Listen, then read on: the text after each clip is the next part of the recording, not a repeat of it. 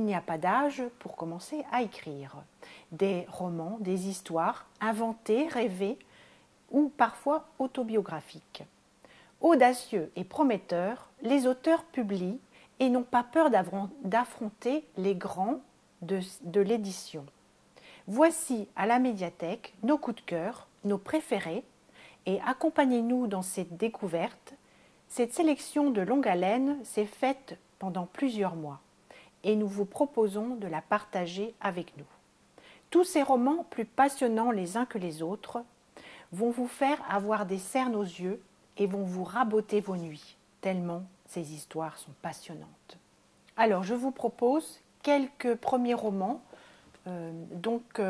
Adrien Bosc avec Constellation.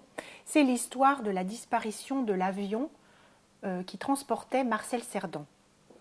Mais l'histoire ne retiendra que ce fait. Et on a oublié de parler des autres passagers qui étaient dans ce vol. Donc cet auteur nous raconte leurs histoires. Pierre de Marty avec En face, c'est l'histoire de la famille Noce. Une famille banale, mais qui va prendre une toute autre tournure. Nous avons Sophie Broca avec Le cercle des femmes. C'est 4 générations de femmes qui se retrouvent dans une bâtisse landaise après des funérailles. Et là, elles vont tomber sur une boîte à chaussures qu'elles n'auraient pas dû ouvrir. Aurélien Delceau avec Madame Diogène. Madame Diogène est une petite bonne femme sans détails et elle vit dans un appartement parisien rempli de ses détritus. Et toute l'histoire va tourner autour de ces fameux détritus. Curieux et intéressant. Nous avons David Funkinos avec Charlotte.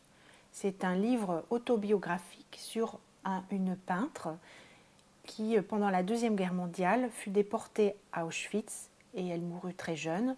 Et elle avait fait pas mal d'œuvres d'art et l'auteur est tombé sur cet artiste par hasard et on a fait un roman très passionnant et très vrai.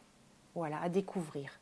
Et n'oubliez pas aussi notre petite copine Amélie Nothomb qui sort son 22e roman cette année et qui est en tête d'affiche. Donc là, ce roman se prénomme Pétronille, c'est le prénom d'une jeune fille. Donc c'est un roman autobiographique sur une amitié avec cette jeune fille et donc elles vont faire des expériences en buvant du champagne.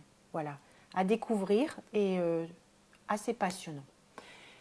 Donc plein de romans, n'hésitez pas à venir nous demander conseil à la médiathèque et nous vous attendons avec plaisir. À bientôt. Merci de votre écoute.